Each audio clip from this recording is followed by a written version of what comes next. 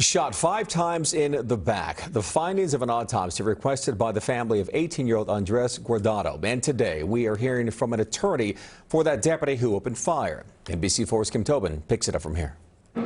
Good afternoon, everyone. We just heard from the attorney of Deputy Miguel Vega, who shot and killed Andres Guardado. He says that night when he was chasing him that Guardado dropped the gun. He was ready to be cuffed, and then he says that Guardado reached for the gun and he had no choice but to open fire. The family of Guardado says they plan to move forward in their fight for justice. An independent autopsy released by the attorneys for the family of Andres Guardado shows where he was struck by bullets in the back and grazed in the arm. And the significance of that is that Andres was not facing the deputies when they shot him in the back. Attorney Adam Shea says toxicology reports also came back negative for drugs and alcohol. Guardado was shot and killed June 18th outside an auto body shop in Gardado, where he worked as an unlicensed security guard. The deputy's name has not been released by the sheriff's office, but attorneys identified him as Deputy Miguel Vega.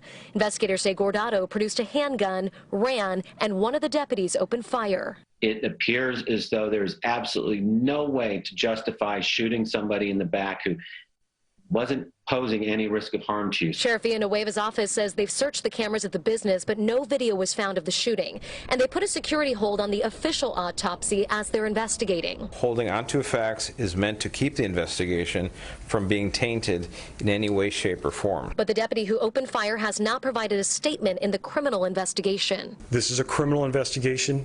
So all persons that are going to be interviewed are entitled to the Fifth Amendment. The deputies are no exception to this.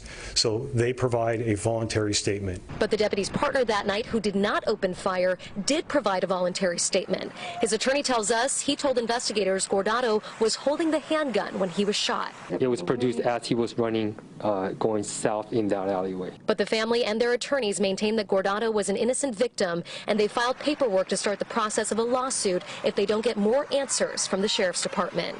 The attorney for Deputy Vega says that he is cooperating with the investigation, and he plans to have a meeting with investigators on Monday, and the FBI will be overseeing this investigation. Reporting from downtown LA, Kim Tobin, NBC4 News.